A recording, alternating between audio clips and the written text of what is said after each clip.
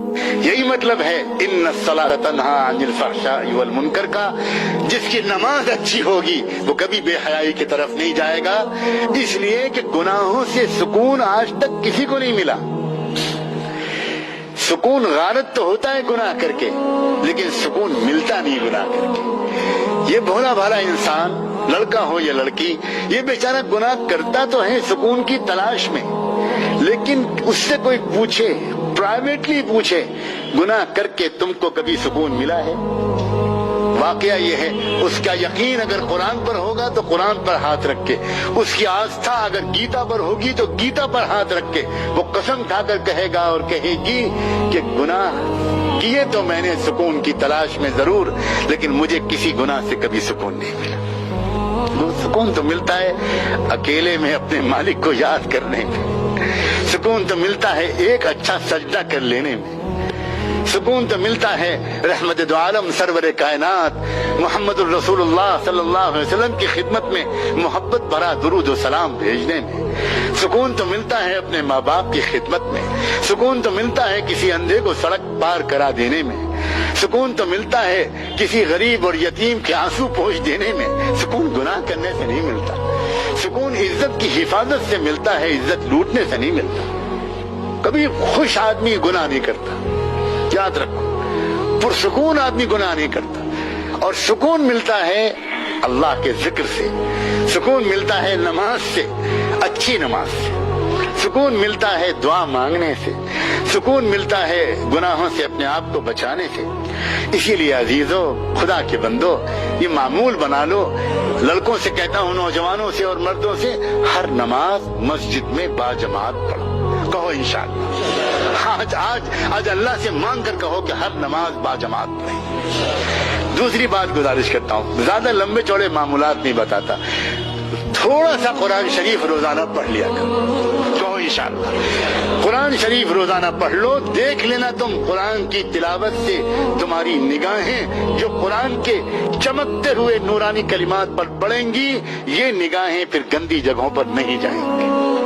روزانہ قرآن کی تلاوت کرنے کا معمول بنا طے کر لو کہ مجھے روزانہ قرآن پڑھنا ہے۔ اور کیا میں ہمت کر کے ایک دو چیزیں اور بتاؤں یا بس؟ جزاکم اللہ، مجھے امید ہے کہ آپ کرو گے۔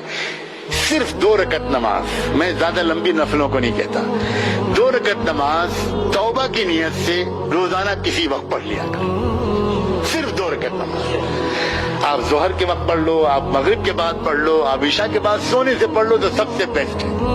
صرف 2 رکعت نماز، یوں نماز پڑھو کہ اللہ میں وہ نہیں ہوں جو مجھے ہونا چاہیے، میرے مولا مجھے معاف کر دے۔ 2 رکعت نماز پڑھو ہلکی پھلکی، اور اس کے بعد اللہ سے اب تک کی گناہوں کی معافی مانگ لو، اور آئندہ کے لیے کہو اللہ میں اب نیک بننا چاہتا ہوں، مجھے نیک بنا دیجئے، میرے پورے گھرانے کو نیک بنا دیجئے، میری بہنوں کو نیک بنا دیجئے، میری ماں، میرے باپ، میرے بھائی، میرے بہن، میری بیوی، میرے بچے، میری بچیاں، اللہ بہت خراب ماحول ہے، اس جلتی ہوئی آگ سے مجھ کو بچا لیجئے۔ اس لیے امید ہے کہ آج کی اس بات سے مسلمان، ہمارے نوجوان لڑکے اور لڑکیاں، ان کے پیرنٹس، وہ سب کے سب آج یہ طے کر کے اٹھیں گے کہ ہمیں اپنی زندگی کو بدلنا ہے۔ پلیز بہت ہو گیا، اب دیر مت کرو۔